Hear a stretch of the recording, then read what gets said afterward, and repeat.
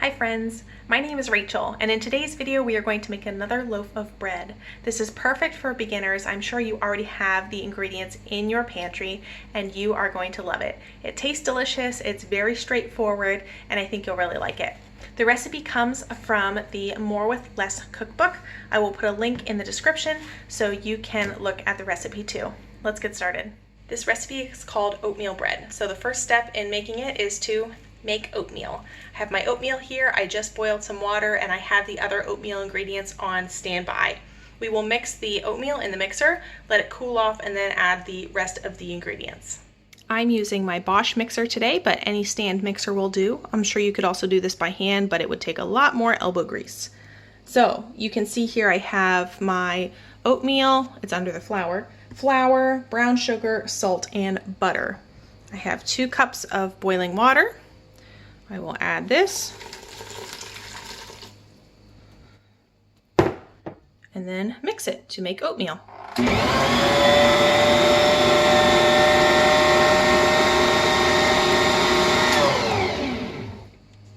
We will let that sit and soak up.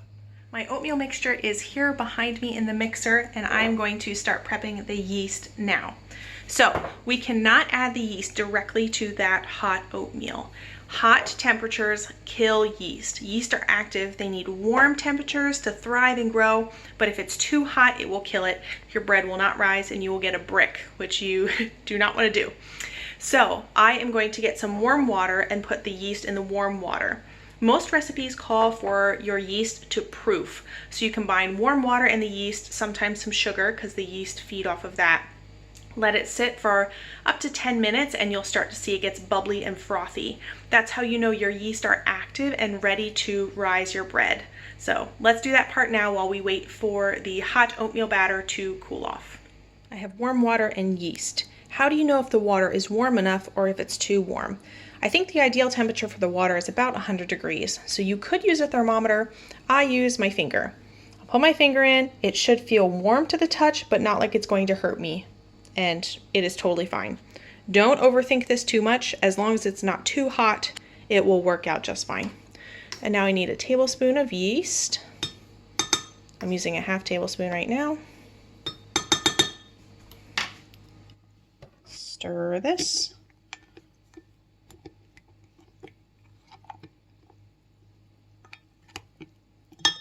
And then let it sit for about 10 minutes. This is still very hot. You can see the butter melting. I think I'll mix it a little bit more to get that butter incorporated and cool it off.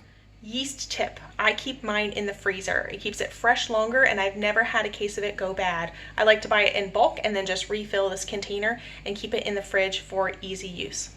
Keep it in the freezer for easy use. So when you're all done with it, stick it back in the freezer. It'll be ready for the next time. The yeast is starting to get foamy. You can see this little bit here. It's become opaque. It's a little bit thick. Should be ready to use. Let's check the oatmeal.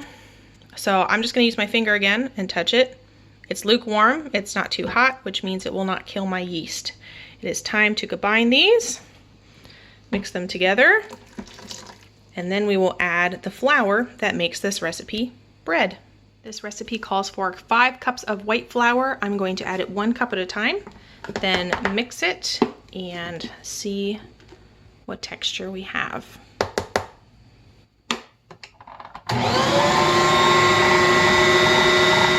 Flour has been incorporated. I got all 5 cups in there, and now it's time to knead it until it's a smooth, stretchy dough.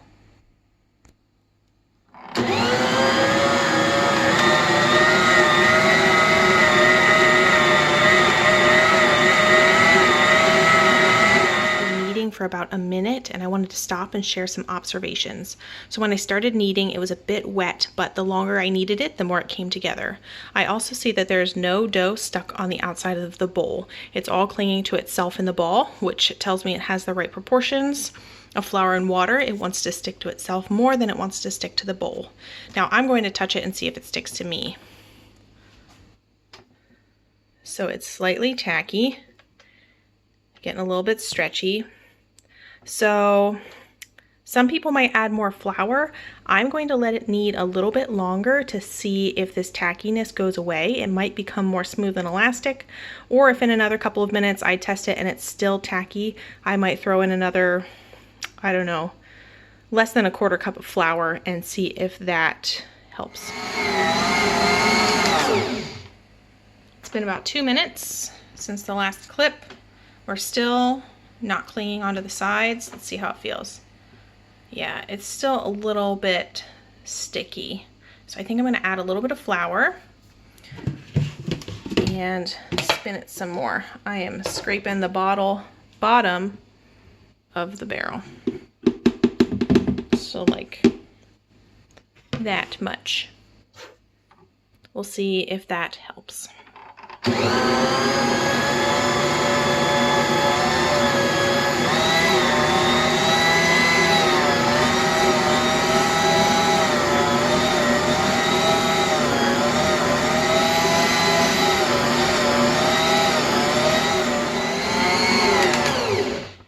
It's been kneading for a couple minutes since I added that flour. We're gonna check it again. Still slightly tacky, but it mostly stays to itself. Like, I can work with it and it's not going to get completely stuck on my fingers. I would consider this pretty normal. So I'm not going to add more flour because I don't want it to be too dense. As a semi-general rule, I don't add more flour if it's workable. So I add the least amount of flour possible to make it a workable bread, to try to keep it as light as possible. The more flour you add, the more dense it will be. So I can certainly work with this flour if the gluten is developed and it's mixed in well. So I'm going to check for the Windowpane test.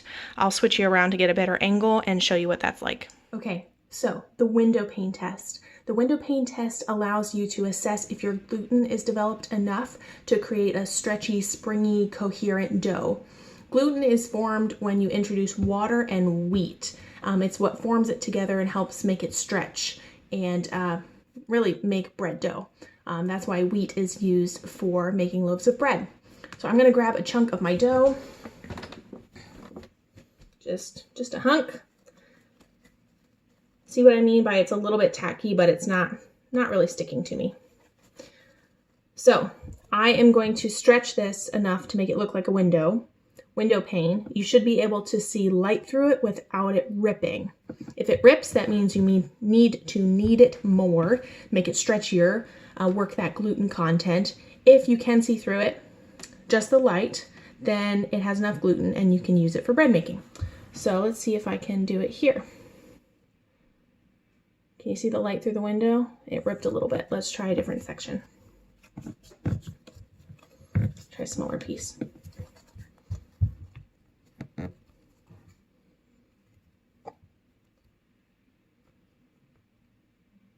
Yeah, that's ripping a little more easily than I would like it to. So I'm gonna stick everything back in the mixer and let it run a little longer. And we're back to test for the Windowpane test again. I let the mixer run for a couple more minutes. I'm gonna grab some dough and show you the Windowpane test this time. Hopefully it'll be ready. Oh, you see how stretchy it was holding onto that dough? That's a good sign. Okay, see if I can do it. Ooh, it's already stretchy, I can tell. This is why you have to use your hands. Okay. All right, so I can see there's a light right here. I can see definitely light through it. Okay, can you see my finger back there? This is very difficult to do on camera. It's very thin, very stretchy. You can kind of see, there you go. Yep, nice and thin. I can stretch it pretty far. It's ready. So, what's next? I will take my dough hook out and I will cover the bowl and let it rise until doubled. That's vague on purpose because bread kind of has a mind of its own. Yeast has a mind of its own. It will rise depending on the temperature of your house, the humidity of your house, how much light there is, a whole bunch of other factors. So I like to cover mine with the lid that comes with my mixer. You can do a lid, silicone lid, you could do cling wrap, you could do a tea towel. I often do a wet tea towel to make sure the top doesn't dry out, create like hard skin that's harder to mix in. But I'm just gonna let it sit there until it's doubled and then come back to you. Before I leave you for a bit, I thought I'd show you what the dough looks like. This is just after kneading. I took my dough hook out. I'm going to add my lid. And it will sit there and rise. For reference, my house is currently 72-ish degrees and 60-ish% humidity. I'll let you know when I come back. It has been an hour and a half since I've left you. The dough is looking quite puffy. The next instruction is to punch it down and let it rise again. Punching it down just means to get rid of the air bubbles, so just punch it down. Deflate it a little bit. Then I will put this back on and then let it rise until it's puffy again. See you in a bit. Just so happened that my bread was not done rising by the time we made plans to go to dinner with family, so I brought my mixer full of dough with me. It's rising nicely. Thankfully, we're almost to the second punch down because the problem with taking bread dough with you is that it can deflate, lose all its bubbles if you hit a bump. So hold it gingerly, hold it up, and it should make it to your destination okay. We successfully made it to my parents' house for dinner and my dough stayed intact. It did not deflate at all, but now we're going to deflate it on purpose and shape it into rolls. There we go. Let's dump it out. It's very stretchy, a little bit sticky, a little bit tacky. Like you can tell there was moisture in the bowl when it was rising, but not sticking to my fingers. Really soft, nice to work with. Okay, let's get you down here. I'm going to split this. This makes 2 loaves, so you can measure it if you want on a scale. I'm gonna eyeball it right there. I spread it out into a rectangle-ish and then roll it up. I take the ends, so seam side is up now. I take the ends and fold those in. And then I'll pull from the back and slide it toward me. This is not super important. My goal is to create tension on the top of the loaf, so when it rises in the oven, it has a nice top on it. But basically you just need it to look like a log. Stick it in a greased loaf pan. Let it rise a little bit longer, and then we'll be ready to bake it. Let's do it again.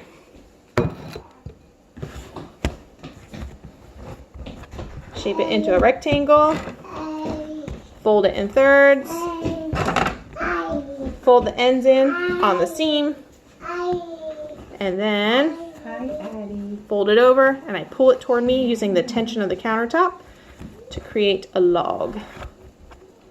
This is not the most beautiful loaf I've ever created, but it will bake up just fine. You hide the seam and all the ugly stuff in the bottom of the loaf pan, no one will be able to tell. My loaves are shaped. You can see they don't fill the loaf pan yet, so I'm going to grab a tea towel, toss over these, let them rise until they are about the height of the loaf pan, and then I will get them in a 350-degree oven for 30 to 40 minutes. So I'm kind of laughing at these loaves because they're lumpy and bumpy all over. I hope this is encouraging to you that even when I make bread, some of them turn out this way. So they have risen enough. It has been 30 to 45 minutes. They are ready for the oven. Here they are out of the oven. They were in there for about 30 minutes, got golden brown. I'm going to take them out, sit them on a cooling rack, and brush some butter on the top of them for a nice soft crust.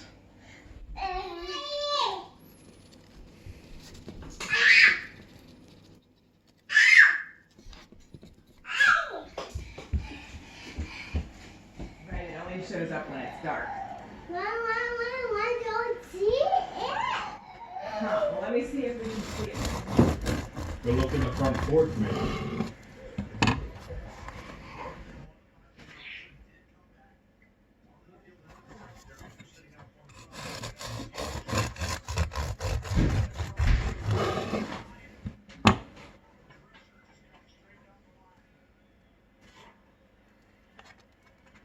Rachel, do you think that'd be a good Christmas gift for the boys? It may have been the bumpiest and lumpiest and a pretty ugly loaf, if I do say so myself. But here I am still eating it because it's delicious. It's soft, it's still warm, and has a great flavor because of the oatmeal base that we put in it. I highly recommend you give it a try. You could see I didn't do everything perfectly. The dough was a little bit wet. It looks kind of funny, but it's delicious. And so don't judge your loaf by the way it looks. Taste it and don't throw it away. You can change it into something else if you don't like how it turned out, but keep trying.